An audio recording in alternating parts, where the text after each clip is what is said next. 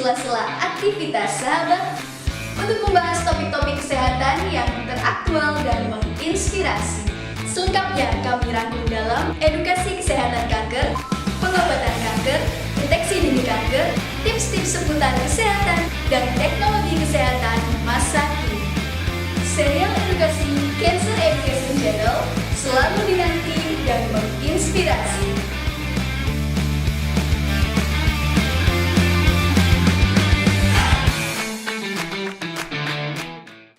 Assalamualaikum warahmatullahi wabarakatuh. Selamat pagi sahabat.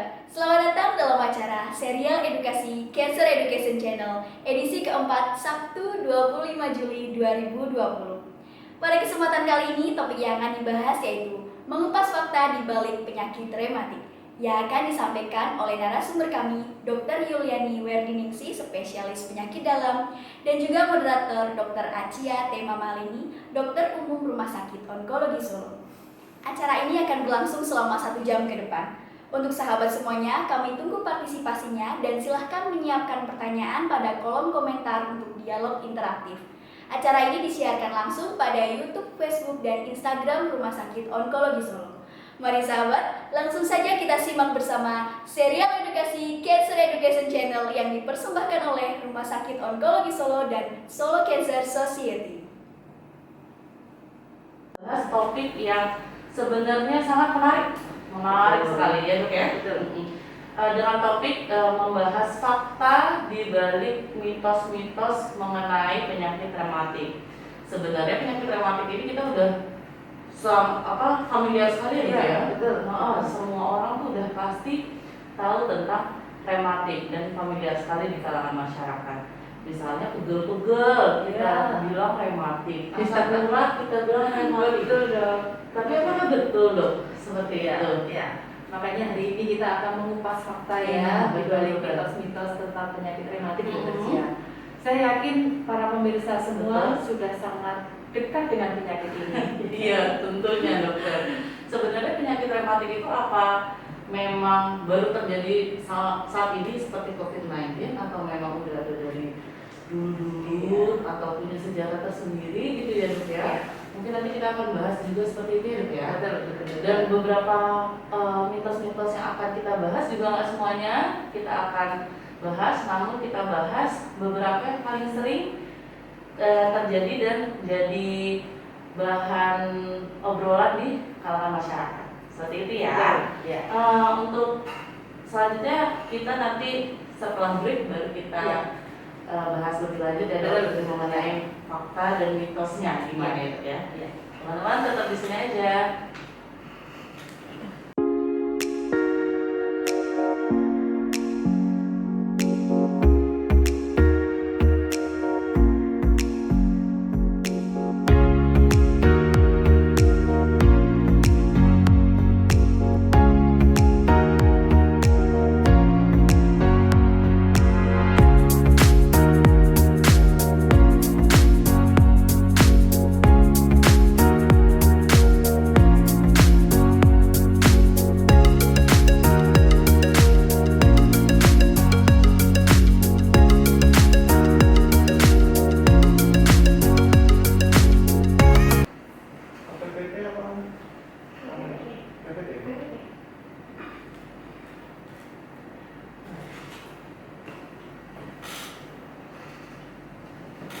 Oke, halo semuanya, kembali lagi di serial edukasi Cancer Education Channel dengan topik kita pada hari ini mengupas fakta di balik mitos penyakit rematik.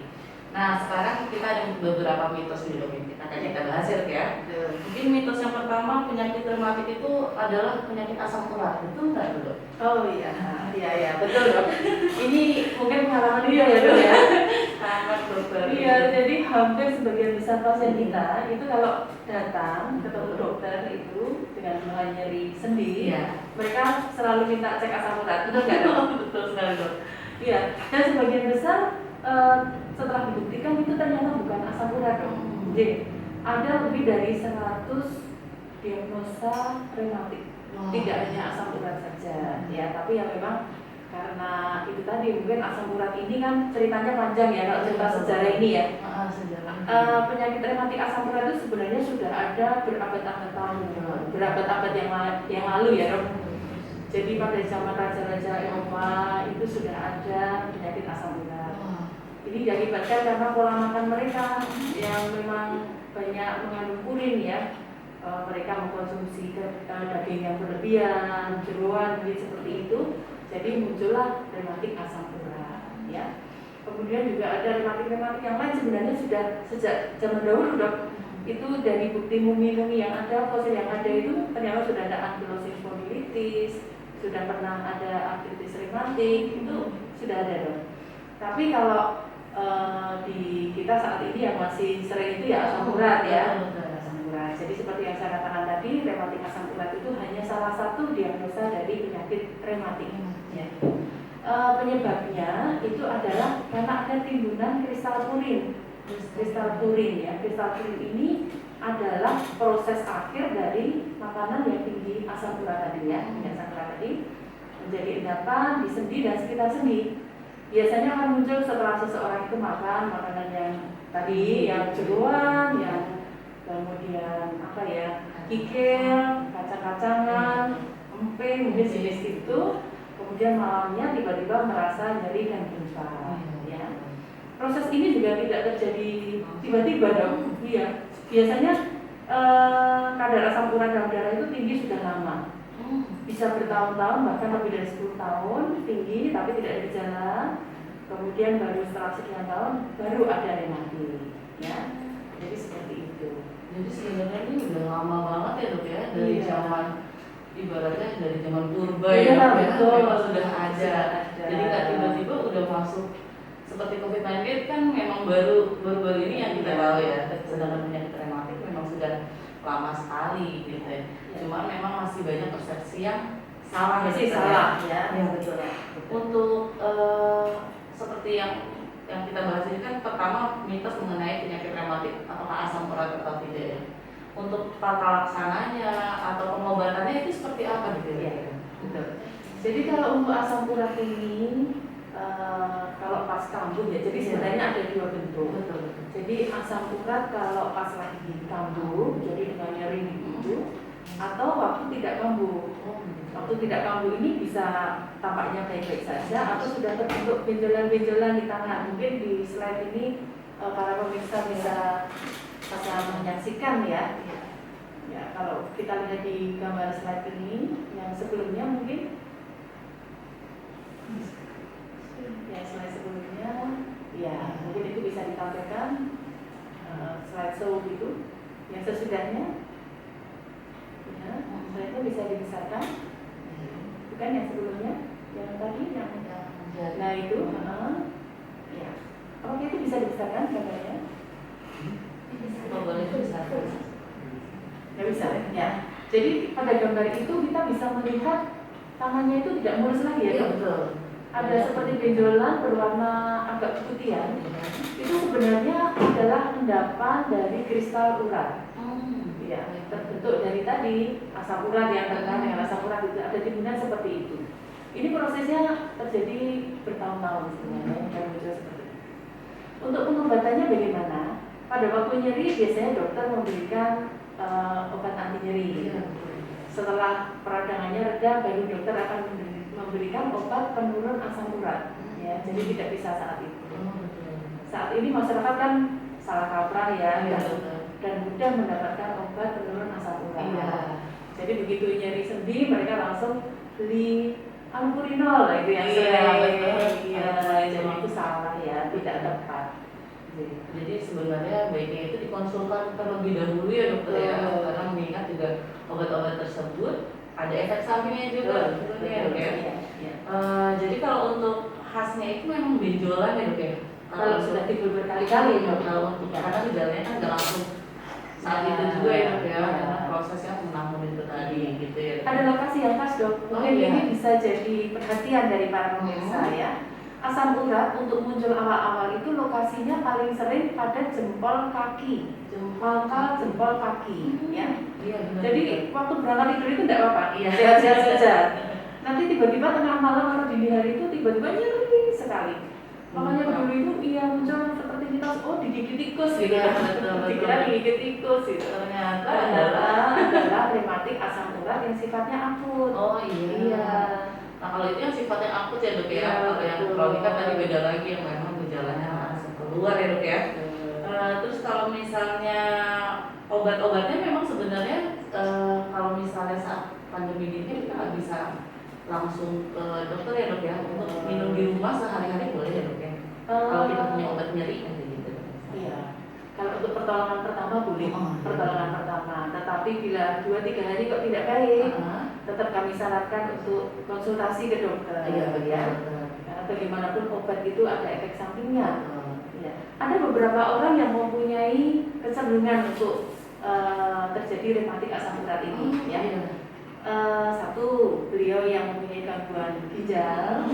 Kemudian yang kedua yang memang karena dietnya, karena suka makanan tadi, Iya, jeroan, kikil, itu kan yang enak-enak ya dok. Iya. Nah, itu. Terus yang ketiga mereka yang mendapatkan obat-obat tertentu.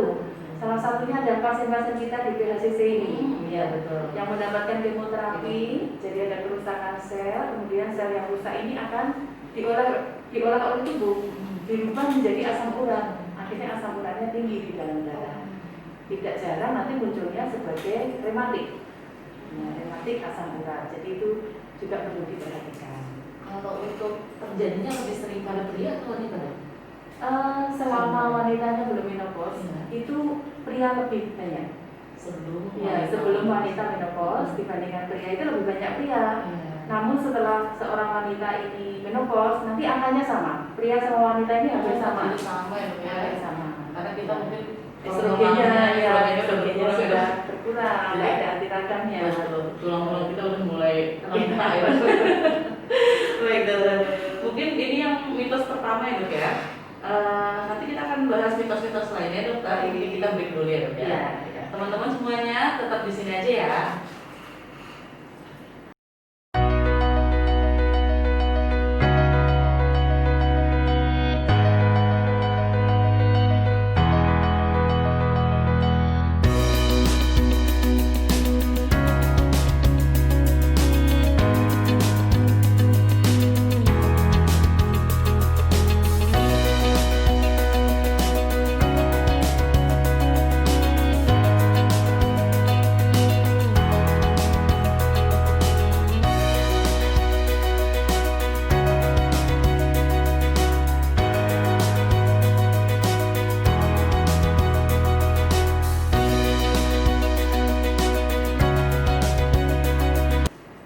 Oke, kembali lagi di serial edukasi Cancer Education Channel, dan sekarang kita akan kembali membahas mitos-mitos apa mengenai penyakit rematik dan faktanya sebenarnya seperti apa. Gimana mitos yang kedua nih dok ya? Ya. Mitos yang kedua adalah rematik hanya menyerang sendi dan tulang. Apa betul dokter seperti itu? Ya. Ini kalau di masyarakat awam itu memang pengetahuannya bahwa rematik itu hanya mengenai sendi dan tulang ya. Tetapi sebenarnya rematik ini bisa mengenai semua jaringan ikat di sekitar sendi maupun tulang. Otot juga bisa. Kemudian kalau jaringan ikat itu kalau dalam bahasa kedokteran itu ada ligamen, ya, jaringan ikat, tendon, dan macam-macam di situ ya. Contohnya penyakit yang di bawah sendi dan tulang itu kita mungkin sangat familiar dengan SLE ya, SLE, Systemic Lupus Erythematosus. Ini adalah bentuk penyakit rematik pada jaringan ikat. Ya. Dia tidak hanya mengenai sendi, tetapi di wajah kita lihat kan ada bercak-bercak seperti kupu-kupu, ya. Kemudian ada sariawan, ada sariawan di mulut, kadang-kadang ada luka-luka di hidung juga. Nah itu bentuk rematik yang di luar sendi atau otot. Jadi sebenarnya nggak cuma di tulang atau di sendi aja ya, di jaringan sekitarnya, jaringan ikatnya bisa terkena ya dok ya. Oh dok, ini ada juga yang sering di masyarakat. Iya dok. Seringkali merasa jempolnya ini dok ceduk gitu ya, banyak ngunci atau jari tangannya kok bisa ini nggak bisa balik lagi, jempol juga iya gitu ya. Ini banyak juga diderita oleh penderita gula, sebagian besar penderita gula atau mungkin pekerja-pekerja yang banyak menggunakan tangan. Oh ya. iya. Jadi ada peradangan di namanya tenosinovitis dok. Di sini ada jaringan ikat yang membuat jari kita itu bisa bergerak maju dan mundur. Di situ mengalami peradangan. Ini juga salah satu bentuk rematik, ya. Tapi bukan berarti asam urat ya dok ya? Bukan. Betul-betul. Kasih ya asam urat itu ya. Ya itu teman-teman berarti ya. Jadi sebenarnya penyebabnya ini apa aja dok? Kalau untuk penyakit rematik kan tadi salah satunya bisa kita lihat asam urat itu Ya, karena dari makanan ya dok. dok. Makanan itu kan Ya. berarti yang tinggi akan asam urat tadi. Nah yang lainnya tuh apa dok? Oh iya, penyebabnya juga bermacam-macam ya. Yang kedua itu umur. Ya, umur. Itu misalkan rematik osteoartritis. Ini biasa mengenai lutut ya. Biasanya keluhannya kan kalau berjalan gemeretak itu ya, lututnya kletuk gitu. Kalau berjalan jauh atau naik tangga itu terasa nyeri, kemudian setelah istirahat itu membaik. Nah itu osteoartritis ya. Kalau orang awam bilang pengapuran. Pengapuran. Kemudian yang ketiga itu karena autoimun. Nah, autoimun itu artinya daya tahan tubuh kita itu terbentuk secara berlebihan. Tetapi berlebihannya itu tidak ada musuhnya dong. Ya, Akhirnya yang diserang adalah tubuh kita sendiri ya. Contohnya adalah SLE tadi yang saya sebutkan, ada artritis reumatoid atau RA, ada artritis psoriatik yaitu kelainan kulit yang itu ya, kulitnya bersisik sekali itu ya. Bersisik sekali, tapi itu juga bisa mengenai sendi. Ada ankylosing spondylitis yaitu tulang belakangnya mengalami kekakuan seperti bambu itu. Iya Itu betul. seperti itu autoimun ya. Kalau yang misalnya seperti infeksi, diabetes itu merupakan penyebabnya juga atau enggak? Iya betul. Tetap ya. Ada namanya septic arthritis. Septic arthritis ini bisa disebabkan oleh bakteri-bakteri biasa ya, yang menyebabkan infeksi di gigi, di dalam tenggorokan. Tapi bisa juga disebabkan oleh infeksi tuberkulosa. Jadi TB itu tidak hanya mengenai di paru-paru, tapi juga bisa mengenai sendi dan otot. Jadi bisa mengenai kesemuanya Ya, ini juga rematik juga ini. Iya betul. Mungkin ini kita akan ada pertanyaan nih dok dari Iya. teman-teman semua di media sosial. Ini pertanyaan pertama yang kita ambil dari Facebook dokter. Ya. Apakah makan sayur dan biji-bijian tidak baik untuk rematik dan asam urat? Oh iya ya, ini terkait dengan mitos yang pertama tadi ya. Jadi rematik asam urat ini salah satu penyebabnya kan dari makanan ya. Makanan ini secara garis besar bisa dibagi menjadi 3. Gampangnya seperti lampu lalu lintas ya. Ada yang merah itu tidak boleh sama sekali. Kemudian kuning, kemudian hijau ya. Merah itu seperti jeruan, kikil ya, kemudian sarden, Berarti ragi gitu sama sekali nggak boleh. Lampu merah ini nggak boleh. Tapi kuning itu boleh dikonsumsi tapi dalam jumlah yang terbatas. Misalkan sayuran hijau ya. itu berarti masih boleh. Masih boleh tapi jumlahnya terbatas ya. Misalkan sehari hanya boleh setengah gelas sayuran hijau, tidak boleh lebih. Iya. Yang diperbolehkan sayuran yang tidak berwarna hijau gelap, kan ada sawi putih, ada wortel dan sebagainya. Sedangkan yang lampu hijau itu boleh, tapi sayuran yang berwarna tidak hijau gelap, kemudian tepung-tepungan itu boleh. Aman berarti. Aman. Bukan berarti nggak boleh semua ya dok ya? Iya. Kadang ada yang sampai dipotong nggak makan sama sekali dok. Ini nggak boleh, itu nggak boleh. Iya. Bukan berarti kayak gitu jadi malah makin lemes ya dok ya? Nanti kurang gizi ya. Iya. Jadi intinya masih boleh, hanya saja ada yang dibatasi, ada yang tidak boleh sama sekali, dan ada yang memang aman untuk dikonsumsi seperti itu ya. Kemudian ada lagi pertanyaan dari Facebook, apakah benar mandi malam hari bisa menyebabkan rematik? Mungkin nanti itu akan disimpan dulu ya. Iya, Ini kayaknya ada ya. Nanti itu akan kita bahas selanjutnya. Iya. Jadi tetap di kita aja, jangan kemana-mana.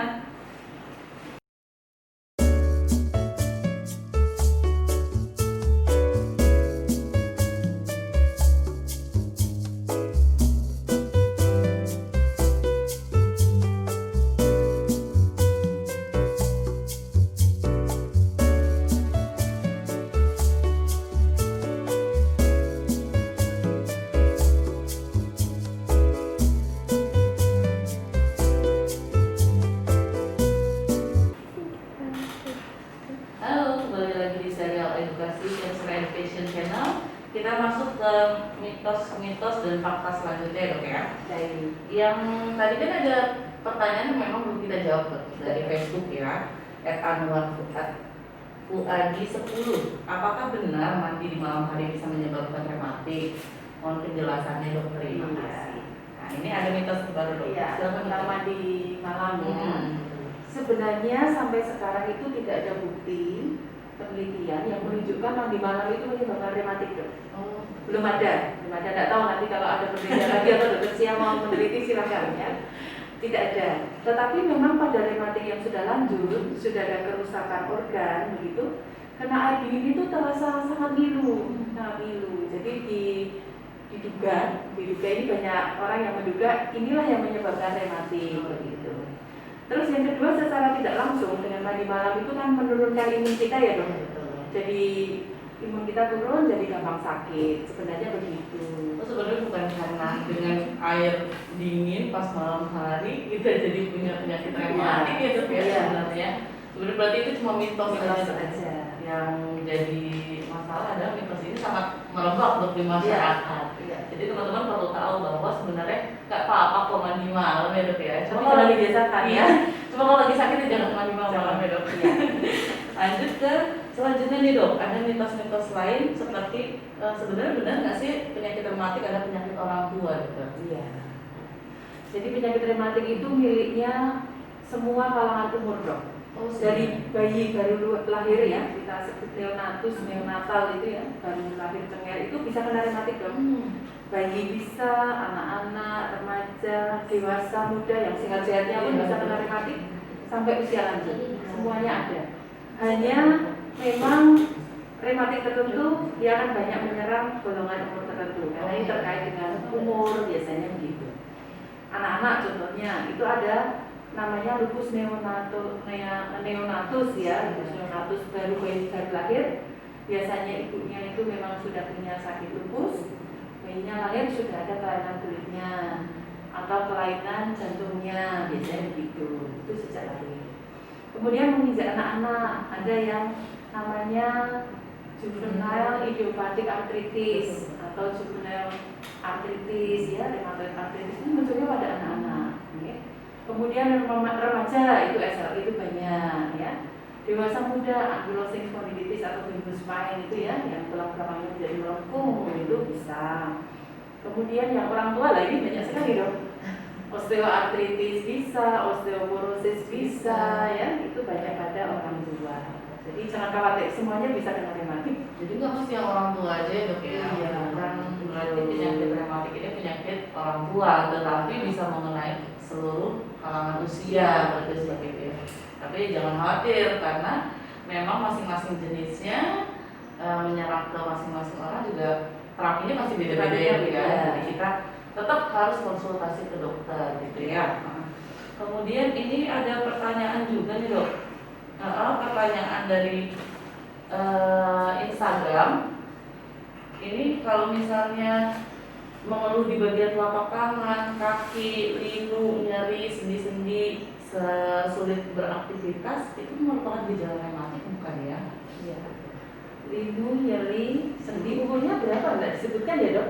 Enggak dok, orang tuanya. Orang tua ya. Kalau orang tua itu biasanya karena proses osteoartritis tadi ya. Jadi pada orang tua itu biasanya mulai ada penyempitan celah sendinya. Ya. Penyempitan celah sendinya diikuti penipisan dari tulang rawan. Dan setelah itu tipis, olinya juga berkurang. Ya. Jadi pada waktu berjalan, karena tulang rawannya itu sangat tipis, akibatnya tidak ada bantalannya dok. Tulang rawan itu kan kalau kita duduk ini kayak spons gitu ya, jadi enak gitu ya. Nah, kalau tidak ada sponnya, jalan itu kan tulang ketemu tulang sakit ya. Nanti kalau diam lama untuk bergerak juga agak kaku, tapi hanya sebentar, mungkin kurang dari 30 menit gitu ya, seperti itu. Rata-rata gitu ya, karena olinya berkurang, jadi seperti itu. Biasanya karena osteoartritis. Kalau untuk penanganan awalnya di rumah bagaimana dok? Kalau untuk osteoartritis yang pertama itu kalau gemuk ya, berat badannya masih lebih, sebaiknya diturunkan ya, tidak boleh terlalu gemuk. Yang kedua, mengurangi aktivitas yang membebani sendi yang terkena. Misalkan yang terkena itu sendi lutut, paling banyak kan sendi lutut, panggul, kemudian tulang belakang dok. Yang memegang beban berat Iya. Itu kalau misalkan lutut yang kena, kebiasaan naik turun tangga, membawa beban berat itu dihindari ya. Kalau belum bisa dihindari ya dikurangi begitu. Ya. Kemudian yang langkah yang bagus juga itu adalah berolahraga. Berolahraga. Ya, berolahraga yang sesuai, tapi tidak boleh lompat-lompat ya. Kalau metodenya yang benar jangan lompat-lompat. Jangan aerobik ya. Bersepeda, berenang itu paling baik. Ya. Yang tidak menumpu bagian tubuh ya. Iya, yang terkena itu. Karena makin ditumpu ya makin nyeri kakinya ya harapannya. Dengan olahraga juga memperingan kondisi nyeri pada pasiennya gitu ya.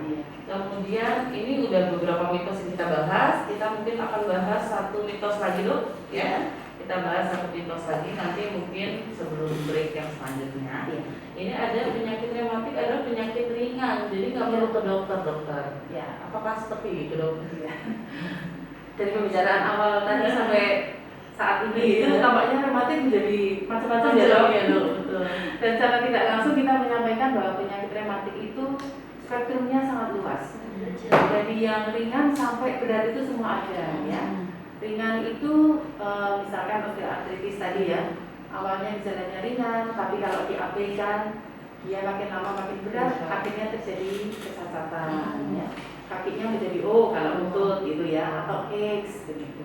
Kalau sudah begitu nyerinya akan terus-terusan, aktivitasnya terganggu. Namun ada juga penyakit rematik yang berat, dari awal aja sudah kelihatan memberatnya itu cepat sekali. Contohnya yang saya sebutkan tadi, misalkan SLE atau yang karena infeksi, septic arthritis, itu munculnya langsung berat sekali.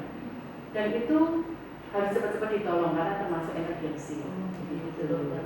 Jadi emang ada kategorinya juga ya dok ya. Ada yang memang gawat, ada yang memang bisa kita pelan-pelan kita obatin gitu ya dok ya. Untuk misalnya gejala-gejalanya itu kurang lebih sama semua ya dok ya. Sebagian besar penyakit rematik itu menjadi sendi, bengkak, kaku gitu ya. Itu ya dok ya. Ya. Nanti plus macam-macam yang lain. Dari sekian banyak ya dok ya. Iya. Oke lah, nanti kita break dulu dok. Kita bahas mitos selanjutnya. Tetap di sini aja dan kemana-mana.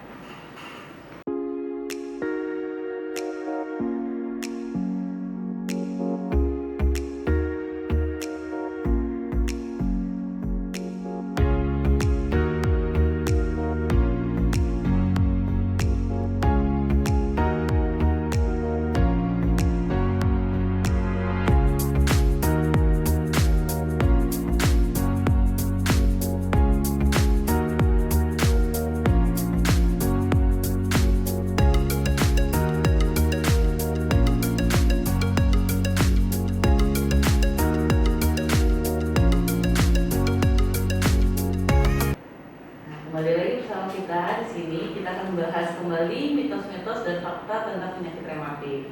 Nah, mitos selanjutnya dokter, minum obat rematik berlebihan menyebabkan sakit ginjal dok. Ini yang merebak sekali di masyarakat. Nah, itu bagaimana ya dok? Iya. Mitos ini benar ya, betul. Berarti fakta ini fakta dengan catatan bahwa minum obatnya ini tidak terkontrol. Jadi ada beberapa rematik yang kalau minum obat anti nyeri itu kan sudah enak gitu ya. Itulah efek samping itu. Biasanya efek samping yang muncul itu kalau tidak mah, jadi asam lambungnya meninggal, dia juga bisa mengenai ginjal. Itu yang umum ya. Tapi yang tidak umum itu sebenarnya banyak efek sampingnya. Osteoporosis menjadi lebih cepat, tensinya menjadi naik, gula darahnya naik, ya pipinya menjadi tebal gitu ya, badannya jadi gemuk, nafsu makannya menjadi meningkat, ya biasanya itu golongan-golongan steroid. Jadi intinya obat-obat rematik itu biasanya obat-obat yang cukup keras. Jadi sebaiknya tidak dikonsumsi dengan dalam jangka panjang tanpa pengawasan dari dokter. Ya. Kalau untuk pereda nyeri itu kita beli bebas boleh berarti ya? Ada beberapa pereda nyeri yang dijual bebas dok. Mulai dari paracetamol itu kan ada ya. Kemudian paracetamol plus ibuprofen itu ada. Kalau hanya 1-2 hari membaik ya nggak apa-apa gitu ya, itu kan bebas. Tapi kalau tidak ada perbaikan atau sering kambuh itu sebaiknya tetap konsultasi dokter. berarti ada rematik yang serius gitu. Iya, betul. Dan ada terapi-terapi untuk jangka panjangnya juga berarti ya dokter. Betul. Jadi terapi rematik itu tidak hanya anti nyeri, tetapi ada terapi utama untuk rematiknya, ya. Contoh gampangnya misalkan asam urat, itu selain penghilang nyeri, dia akan dapat penurun kadar asam urat, ya. Belum yang lain misalkan rematik autoimun, itu selain anti nyeri ada obat-obat yang masuk golongan imunosupresan.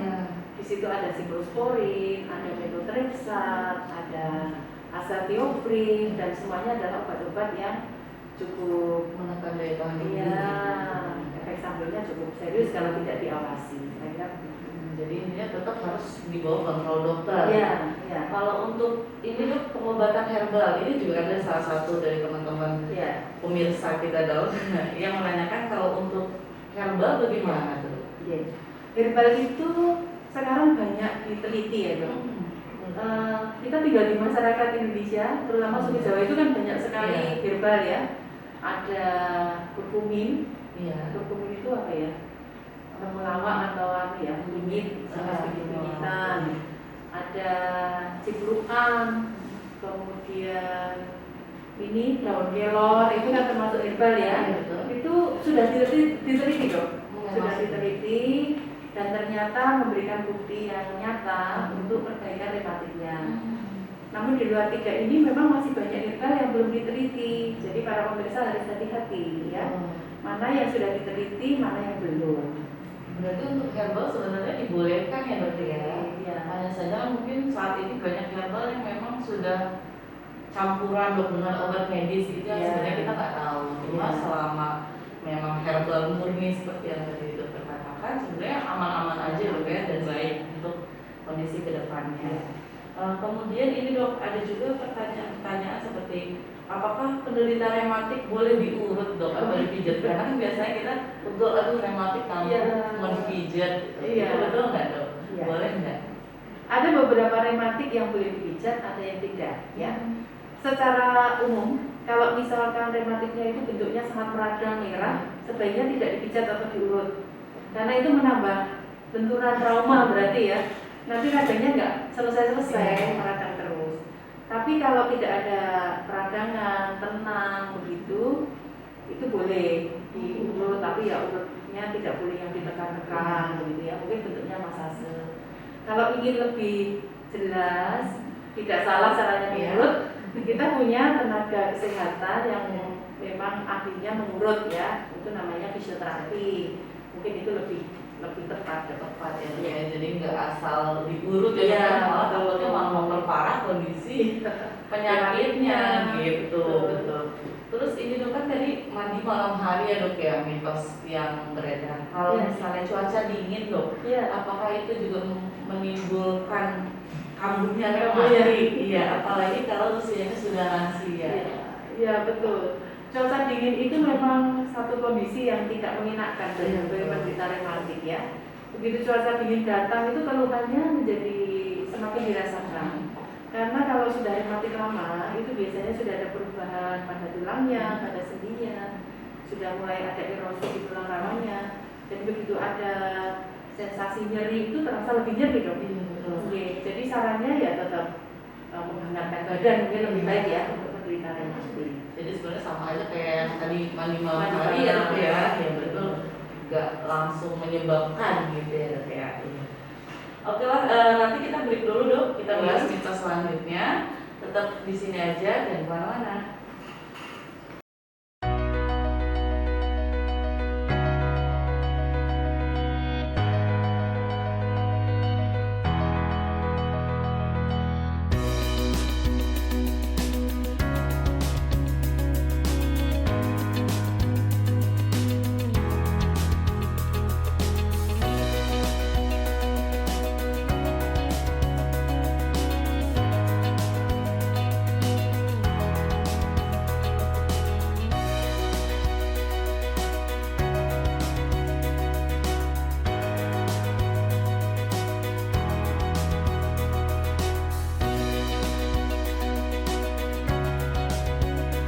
Oke, halo semuanya, kembali lagi di serial edukasi Cancer Education Channel dengan topik kita pada hari ini mengupas fakta di balik mitos penyakit rematik.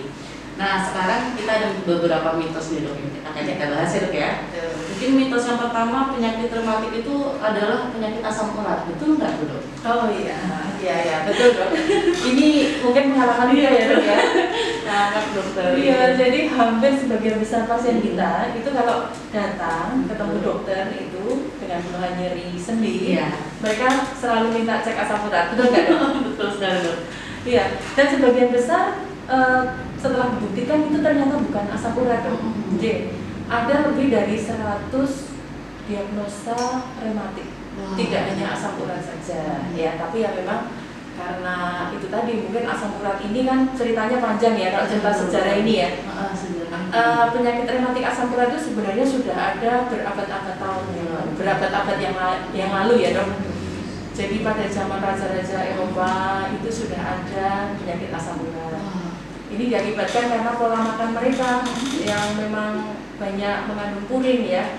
Mereka mengkonsumsi daging yang berlebihan, jeroan mungkin seperti itu. Jadi muncullah rematik asam urat ya. Kemudian juga ada rematik-rematik yang lain sebenarnya sudah sejak zaman dahulu dok. Itu dari bukti mumi-mumi yang ada, fosil yang ada itu ternyata sudah ada ankylosing spondylitis, sudah pernah ada artritis rematik, itu sudah ada dok. Tapi kalau di kita saat ini yang masih sering itu ya asam urat ya. Asam urat. Jadi seperti yang saya katakan tadi, rematik asam urat itu hanya salah satu diagnosa dari penyakit rematik ya. Penyebabnya itu adalah karena ada timbunan kristal purin. Kristal purin ya. Kristal purin ini adalah proses akhir dari makanan yang tinggi asam urat tadinya, asam urat tadi menjadi endapan di sendi dan sekitar sendi. Biasanya akan muncul setelah seseorang itu makan makanan yang tadi, yang jeroan, yang kemudian apa ya, kikil, kacang-kacangan, emping, mungkin jenis itu. Kemudian malamnya tiba-tiba merasa nyeri dan bengkak. Ya. Proses ini juga tidak terjadi tiba-tiba dong. Iya. Biasanya kadar asam urat dalam darah itu tinggi sudah lama. Bisa bertahun-tahun, bahkan lebih dari 10 tahun tinggi tapi tidak ada gejala. Kemudian baru setelah sekian tahun baru ada rematik ya. Jadi seperti itu. Jadi sebenarnya ini udah lama banget ya dok ya, dari zaman ibaratnya dari zaman purba ya dok ya, memang sudah ada. Jadi nggak tiba-tiba udah masuk seperti COVID-19 kan memang baru ini yang kita tahu ya. Sedangkan penyakit rematik memang sudah lama sekali gitu ya. Cuma memang masih banyak persepsi yang salah masih salah ya. Ya betul. Untuk seperti yang kita bahas ini kan pertama mitos mengenai penyakit rematik apakah asam urat atau tidak ya. Untuk tata laksananya atau pengobatannya itu seperti apa gitu ya? Betul. Jadi kalau untuk asam urat ini kalau pas kambuh ya, jadi sebenarnya ada dua bentuk. Betul. Jadi asam urat kalau pas lagi kambuh, jadi dengan nyeri itu, atau waktu tidak kambuh. Waktu tidak kambuh ini bisa tampaknya baik-baik saja, atau sudah terbentuk benjolan-benjolan di tangan. Mungkin di slide ini para pemirsa bisa menyaksikan ya. Ya. Jadi pada gambar itu kita bisa melihat tangannya itu tidak mulus lagi ya. Betul. Ada seperti benjolan berwarna agak keputihan. Itu sebenarnya adalah endapan dari kristal urat. Ya, terbentuk dari tadi asam urat ya, terkait dengan asam urat itu ada timbunan seperti itu. Ini prosesnya terjadi bertahun-tahun sebenarnya dan muncul seperti itu. Untuk pengobatannya bagaimana? Pada waktu nyeri biasanya dokter memberikan obat anti nyeri. Setelah peradangannya reda, baru dokter akan memberikan obat penurun asam urat. Ya, jadi tidak bisa saat itu. Saat ini masyarakat kan salah kaprah ya, dan mudah mendapatkan obat penurun asam urat. Jadi begitu nyeri sendi mereka langsung beli allopurinol itu yang sering. Jadi itu salah ya, tidak tepat. Jadi sebenarnya baiknya itu dikonsultan terlebih dahulu ya dokter ya, karena mengingat juga obat-obat tersebut ada efek sampingnya juga dok ya. Jadi kalau untuk khasnya itu memang benjolan ya dok ya. Kalau sudah timbul berkali-kali dok. Kalau untuk karena gejalanya kan nggak langsung saat itu juga ya dok ya, karena proses yang menanggung itu tadi gitu ya. Ada lokasi yang khas dok. Mungkin ini bisa jadi perhatian dari para pemirsa ya. asam urat untuk muncul awal-awal itu lokasinya paling sering pada jempol kaki, pangkal jempol kaki, ya. Iya benar. Jadi waktu berangkat tidur itu tidak apa-apa, Iya. sehat-sehat saja. Nanti tiba-tiba tengah malam atau dini hari itu tiba-tiba nyeri sekali. Makanya dulu itu muncul seperti mitos, oh digigit tikus gitu. Iya, betul. Dikira digigit tikus gitu. Ternyata adalah rematik asam urat yang sifatnya akut. oh iya. Nah kalau itu yang sifatnya akut ya dok ya. Iya, Kalau yang betul. kronik kan tadi beda lagi yang memang gejalanya langsung keluar ya dok ya. Terus kalau misalnya obat-obatnya memang sebenarnya kalau misalnya saat pandemi gini kan kita nggak bisa langsung ke dokter ya dok ya. Untuk minum di rumah sehari-hari boleh ya dok ya. Kalau kita punya obat nyeri aja gitu. Iya. Kalau untuk pertolongan pertama boleh, Oh, iya. pertolongan pertama. Tetapi bila 2-3 hari kok tidak baik, tetap kami sarankan untuk konsultasi ke dokter. Iya betul. Ya. Karena bagaimanapun obat itu ada efek sampingnya. Ya. Ada beberapa orang yang mempunyai kecenderungan untuk terjadi rematik asam urat ini. Ya. Iya. Satu, beliau yang mempunyai gangguan ginjal. Kemudian yang kedua yang memang karena dietnya, karena suka makanan tadi, Iya, jeruan, kikil, itu kan yang enak-enak ya. Iya. Nah, itu. Terus yang ketiga mereka yang mendapatkan obat-obat tertentu. Salah satunya ada pasien-pasien kita di PHCC ini, ya, betul. yang mendapatkan kemoterapi, jadi ada kerusakan sel, kemudian sel yang rusak ini akan diolah oleh tubuh, dirubah menjadi asam urat. Akhirnya asam uratnya tinggi di dalam darah. Tidak jarang nanti munculnya sebagai rematik, rematik asam urat. Jadi itu juga perlu diperhatikan. Kalau untuk terjadinya lebih sering pada pria atau wanita? Selama wanitanya belum menopause, itu pria lebih banyak. Sebelum wanita menopause dibandingkan pria itu lebih banyak pria. Namun setelah seorang wanita ini menopause, nanti angkanya sama. Pria sama wanita ini hampir sama. Jadi sama ya dok ya. Hampir sama. Karena kita mungkin estrogennya sudah sudah berkurang, Jadi ada anti radangnya. tulang-tulang kita udah mulai rentak ya. Baik dokter. Mungkin ini yang mitos pertama ya dok ya. Nanti kita akan bahas mitos-mitos lainnya dokter. Mungkin kita break dulu ya dok ya. Ya. Teman-teman semuanya tetap di sini aja ya.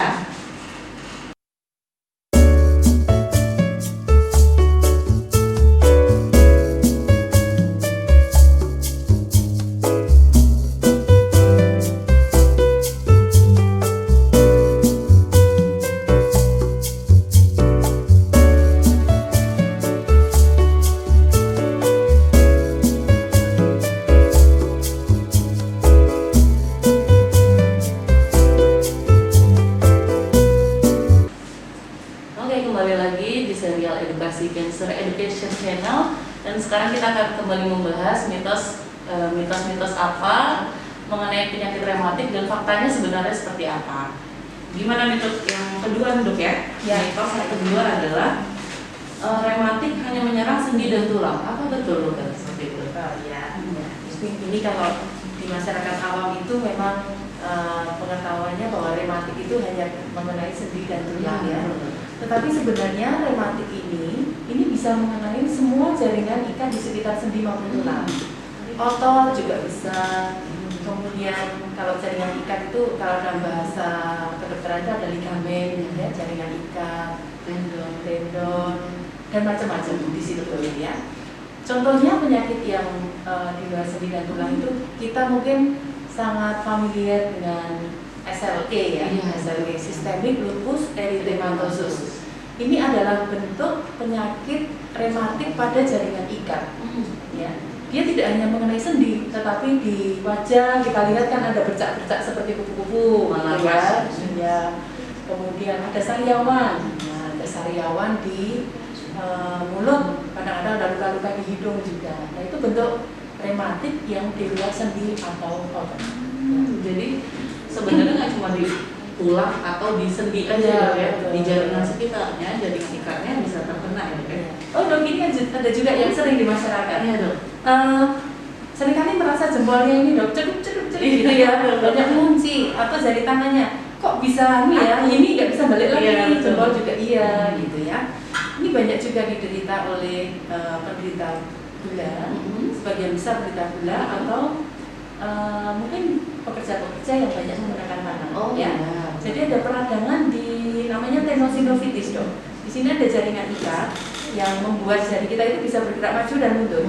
Di situ mengalami peradangan. Ini juga salah satu bentuk rematik. Ya. Tapi bukan berarti asam urat makanan itu kan berarti yang tinggi akan asam urat tadi. Nah yang lainnya tuh apa dok? Oh iya, penyebabnya juga bermacam-macam ya. Yang kedua itu umur. Ya, umur. Itu misalkan rematik osteoartritis. Ini biasa mengenai lutut ya. Biasanya keluhannya kan kalau berjalan gemeretak itu ya, lututnya kletuk itu. Kalau berjalan jauh atau naik tangga itu terasa nyeri, kemudian setelah istirahat itu membaik, nah itu osteoartritis ya. Kalau orang awam bilang pengapuran. Kemudian yang ketiga itu karena autoimun. Nah, autoimun itu artinya daya tahan tubuh kita itu terbentuk secara berlebihan. Tetapi berlebihannya itu tidak ada musuhnya dong. Akhirnya yang diserang adalah tubuh kita sendiri ya. Contohnya adalah SLE tadi yang saya sebutkan, ada artritis reumatoid atau RA, ada artritis psoriatik yaitu kelainan kulit yang itu ya, kulitnya bersisik sekali itu ya. Bersisik sekali tapi itu juga bisa mengenai sendi. Ada ankylosing spondylitis yaitu tulang belakangnya mengalami kekakuan seperti bambu itu. Iya itu seperti itu autoimun ya. Kalau yang misalnya seperti infeksi, diabetes itu merupakan penyebabnya juga atau tidak? Iya betul. Tetap ada namanya septic arthritis. Septic arthritis ini bisa disebabkan oleh bakteri-bakteri biasa ya yang membawa infeksi gigi di dalam tenggorokan. Tapi bisa juga disebabkan oleh infeksi tuberkulosa dong. Jadi TB itu tidak hanya mengenai di paru-paru, tapi juga bisa mengenai sendi dan otot. Oh ya, jadi bisa mengenai kesemuanya ya. Ini juga rematik juga ini. Iya betul. Mungkin ini kita akan ada pertanyaan nih dok dari teman-teman semua di media sosial. Ini pertanyaan pertama yang kita ambil dari Facebook. Apakah makan sayur dan biji-bijian tidak baik untuk rematik dan asam urat dok? Oh iya, ini terkait dengan mitos yang pertama tadi ya. Jadi rematik asam urat ini salah satu penyebabnya kan dari makanan ya. Makanan ini secara garis besar bisa dibagi menjadi 3. Gampangnya seperti lampu lalu lintas ya, ada yang merah itu tidak boleh sama sekali. Kemudian kuning, kemudian hijau ya. Merah itu seperti jeruan, kikil ya, kemudian sarden, ragi gitu sama sekali nggak boleh. Lampu merah ini tidak boleh. Tapi kuning itu boleh dikonsumsi tapi dalam jumlah yang terbatas. Misalkan sayuran hijau ya, masih boleh. Masih boleh, tapi jumlahnya terbatas ya. Misalkan sehari hanya boleh setengah gelas sayuran hijau, tidak boleh lebih. Yang diperbolehkan sayuran yang tidak berwarna hijau gelap kan ada sawi putih, ada wortel dan sebagainya. Sedangkan yang lampu hijau itu boleh, tadi sayuran yang berwarna tidak hijau gelap. Kemudian tepung-tepungan itu boleh. Aman berarti ya dok. Bukan berarti nggak boleh semuanya dok ya. Iya. Ada yang sampai di pantang nggak makan sama sekali dok. Ini nggak boleh, itu nggak boleh. Bukan berarti kayak gitu jadi malah makin lemes ya dok ya. Nanti kurang gizi ya dok. Jadi intinya masih boleh. Hanya saja ada yang dibatasi, ada yang tidak boleh sama sekali, dan ada yang memang aman untuk dikonsumsi seperti itu ya. Kemudian ada lagi pertanyaan dari Facebook, apakah benar mandi malam hari bisa menyebabkan rematik? Mungkin nanti itu akan disimpan dulu ya. Iya, kayaknya ada ya. Nanti itu akan kita bahas selanjutnya. Jadi tetap di kita aja, jangan kemana-mana.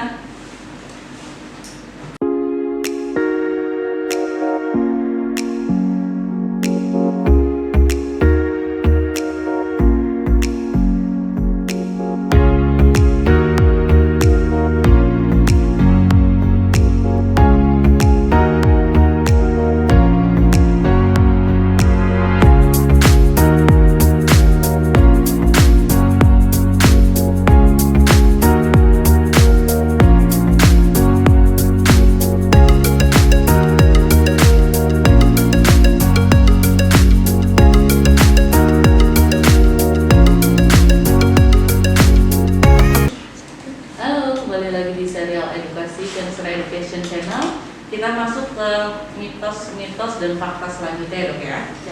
Yang tadi kan ada pertanyaan yang memang belum kita jawab dok dari Facebook ya, @anwarfuad. UAD 10. Apakah benar mandi di malam hari bisa menyebabkan rematik? Mohon penjelasannya dokter, terima kasih. Nah, ini ada mitos terbaru dok. Iya, Silakan tentang Dok. mandi malam ya. Sebenarnya sampai sekarang itu tidak ada bukti penelitian yang menunjukkan mandi malam itu menyebabkan rematik dok. Oh, Belum ada. Tidak tahu nanti kalau ada penelitian lagi atau dokter yang mau meneliti silakan ya. Tidak ada. Tetapi memang pada rematik yang sudah lanjut, sudah ada kerusakan organ begitu, kena air dingin itu terasa sangat ngilu, sangat ngilu. Jadi diduga ini banyak orang yang menduga inilah yang menyebabkan rematik begitu. Terus yang kedua, secara tidak langsung dengan mandi malam itu kan menurunkan imun kita ya dok. Jadi imun kita turun, jadi gampang sakit. Sebenarnya begitu. Oh, sebenarnya bukan karena dengan air dingin pas malam hari kita jadi punya penyakit rematik ya dok ya Iya. sebenarnya. Sebenarnya berarti itu cuma mitos Mitos aja. aja. Yang jadi masalah adalah mitos ini sangat merebak dok di masyarakat. Iya. Jadi teman-teman perlu tahu bahwa sebenarnya nggak apa-apa kok mandi malam ya dok ya. Cuma jangan dibiasakan ya. Iya. Cuma kalau lagi sakit ya jangan mandi malam ya dok. Iya. Lanjut ke selanjutnya nih dok, ada mitos-mitos lain seperti sebenarnya benar nggak sih penyakit rematik ada penyakit orang tua dokter? Iya. Jadi penyakit rematik itu miliknya semua kalangan umur dok. Oh, Dari bayi baru lahir ya, kita sebut neonatus, neonatal itu ya, baru lahir cengar itu bisa kena rematik dok. Bayi bisa, anak-anak, remaja, dewasa, muda yang sehat-sehatnya pun bisa kena rematik sampai usia lanjut. Semuanya ada. Hanya memang rematik tertentu dia akan banyak menyerang golongan umur tertentu karena ini terkait dengan umur biasanya begitu. Anak-anak contohnya itu ada namanya lupus neonatus ya, lupus neonatus baru lahir. Biasanya ibunya itu memang sudah punya sakit lupus, bayinya lahir sudah ada kelainan kulitnya atau kelainan jantungnya, biasanya begitu. Itu sejak lahir. Kemudian menginjak anak-anak ada yang namanya juvenile idiopathic arthritis atau juvenile arthritis ya, rheumatoid arthritis itu munculnya pada anak-anak. Kemudian yang remaja itu SLE itu banyak ya. Dewasa muda ankylosing spondylitis atau venous spine itu ya, yang tulang-tulangnya menjadi melengkung itu bisa. Kemudian yang orang tua lah ini banyak sekali dong. Osteoartritis bisa, osteoporosis bisa ya, itu banyak pada orang tua. Jadi jangan khawatir, semuanya bisa kena rematik. Jadi nggak mesti yang orang tua aja ya dok ya. Iya. Kan berarti penyakit rematik ini penyakit orang tua, tetapi bisa mengenai seluruh kalangan usia berarti seperti itu ya. Tapi jangan khawatir karena memang masing-masing jenisnya menyerang ke masing-masing orang juga terapinya pasti beda-beda ya. Jadi kita tetap harus konsultasi ke dokter gitu ya. Kemudian ini ada pertanyaan juga nih dok. Pertanyaan dari Instagram. Ini kalau misalnya mengeluh di bagian telapak tangan, kaki, linu, nyeri, sendi-sendi, sulit beraktivitas, itu merupakan gejala rematik bukan ya? Ya. Linu, nyeri, sendi, umurnya berapa? Tidak disebutkan ya dok? Oh, enggak dok, orang tuanya. Oh, orang tua ya, kalau orang tua itu biasanya karena proses osteoartritis tadi ya. Jadi pada orang tua itu biasanya mulai ada penyempitan celah sendinya. Ya. Penyempitan celah sendinya diikuti penipisan dari tulang rawan. Dan setelah itu tipis, olinya juga berkurang. Iya. Ya. Jadi pada waktu berjalan karena tulang rawannya itu sangat tipis, akibatnya tidak ada bantalannya. Tulang rawan itu kan kalau kita duduk ini kayak spons gitu ya, Iya. jadi enak gitu ya. Nah kalau tidak ada sponnya, jalan itu kan tulang ketemu tulang, sakit ya. Nanti kalau diam lama untuk bergerak itu agak kaku, tapi hanya sebentar, mungkin kurang dari 30 menit gitu ya, seperti itu. Kretek-kretek gitu ya, karena olinya berkurang, jadi seperti itu. Biasanya karena osteoartritis. Kalau untuk penanganan awalnya di rumah gimana dok? Kalau untuk osteoartritis yang pertama itu kalau gemuk ya, berat badannya lebih sebaiknya diturunkan ya, tidak boleh terlalu gemuk. Yang kedua mengurangi aktivitas yang membebani sendi yang terkena. Misalkan yang terkena itu sendi lutut, paling banyak kan sendi lutut, panggul, kemudian tulang belakang tuh. Yang memegang beban berat. Iya, iya. Itu kalau misalkan lutut yang kena, kebiasaan naik turun tangga, membawa beban berat, itu dihindari ya. Kalau belum bisa dihindari ya dikurangi gitu. Ya. Kemudian yang langkah yang bagus juga itu adalah berolahraga. Ya, berolahraga yang sesuai, tapi tidak boleh lompat-lompat ya. Kalau lututnya karena jangan lompat-lompat. Jangan aerobik ya. Bersepeda, berenang itu paling baik. Yang tidak menumpu bagian tubuh ya dok. Iya, karena itu. Karena makin ditumpu ya makin nyari takutnya ya dok ya. Harapannya dengan olahraga juga memperingan kondisi nyeri pada pasiennya gitu ya. Kemudian ini udah beberapa mitos yang kita bahas. Kita mungkin akan bahas satu mitos lagi dok ya. Kita bahas satu mitos lagi nanti mungkin sebelum break yang selanjutnya. Ini ada penyakit rematik adalah penyakit ringan, jadi nggak perlu ke dokter. Ya, apakah seperti itu dok? Ya. Dari pembicaraan awal tadi sampai saat ini itu tampaknya rematik menjadi macam-macam ya dok. Betul. Dan secara tidak langsung kita menyampaikan bahwa penyakit rematik itu spektrumnya sangat luas. Dari yang ringan sampai berat itu semua ada ya. Ringan itu misalkan osteoartritis tadi ya, awalnya gejalanya ringan, tapi kalau diabaikan dia makin lama makin berat, akhirnya terjadi kecacatan ya. Kakinya menjadi O kalau lutut gitu ya, atau X begitu. Kalau sudah begitu nyerinya akan terus-terusan, aktivitasnya terganggu.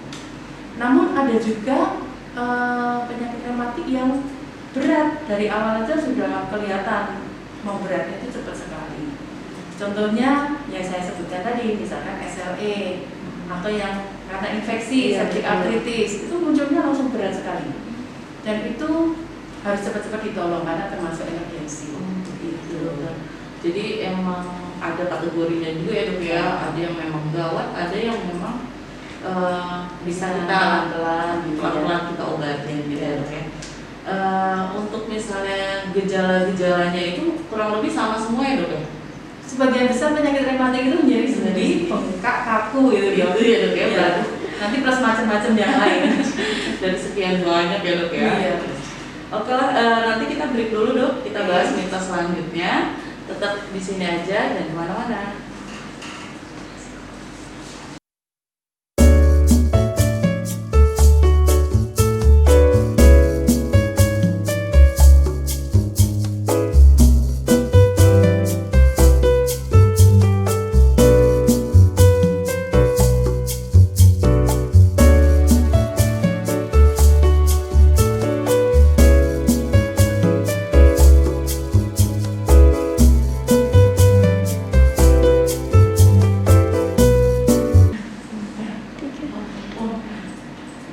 Kembali lagi bersama kita di serial edukasi Cancer Education Channel. Mungkin ini sesi terakhir kita dokter setelah sekian banyak mitos dan fakta yang kita bahas ya dok ya. Mungkin ada saran atau gimana sih menghadapi penyakit rematik saat ini dok, supaya kita juga jadinya lebih aware, lebih gak takut juga gitu dok. Ya. Terima kasih Dr. Cia, kayaknya obrolannya asik banget ya. Nggak terasa sampai di akhir ya. Baik, pesan saya untuk pemirsa mungkin ya. Jadi tadi kita kan sudah mendengar sekilas tentang rematik itu seperti apa. Ternyata sangat luas ya. Jadi ini penyakit yang tidak boleh diabaikan ya. Karena rematik itu yang kita kira ringan ternyata bisa berubah menjadi berat, menjadi cacat dan sebagainya, kan sayang ya. Jadi misalkan pemirsa itu merasa kok ada nyeri sendi, setelah diobati dengan anti nyeri 2 atau 3 hari itu tidak baik, sebaiknya segeralah berkonsultasi. Karena semakin cepat ditangani, hasilnya akan semakin baik. Ya, intinya jangan menyepelekan kondisi-kondisi seperti yang tadi sudah kita jelaskan nih selama diskusi. Jangan ragu untuk ke dokter, minimal kalau nggak ke dokter kita bisa kok konsultasi online ya dok ya. Jadi supaya kita tetap dalam kondisi yang fit. Semakin kita fit, semakin kita bisa menghadapi masa pandemi saat ini. Seperti itu ya dok ya. Ada yang mau ditambahkan lagi dok? Saya kira sudah dok. Sudah ya dok ya. Jadi sangat menarik pembahasan kita pada hari ini. Mungkin nanti teman-teman kalau memang masih ada pertanyaan-pertanyaan boleh diselipkan di media sosial kita. Insya Allah nanti akan kita bahas atau kita jawab satu persatu. Mungkin nanti kita ketemu lagi dok ya di lain kesempatan. Terima kasih untuk teman-teman yang sudah mendengarkan. tetap jaga kesehatan, tetap sehat, tetap pakai protokol kesehatan. Sampai jumpa. Assalamualaikum warahmatullahi wabarakatuh. Alhamdulillah. Demikian sahabat, telah kita saksikan bersama serial edukasi dengan topik mengupas fakta di balik mitos penyakit reumatik. Semoga dapat memberikan informasi dan wawasan baru mengenai penyakit reumatik. Terima kasih sudah menyaksikan dan berpartisipasi selama acara berlangsung. Dan untuk pertanyaan-pertanyaan yang belum terjawab, akan kami tampung dan kami jawab satu persatu pada sesi khusus.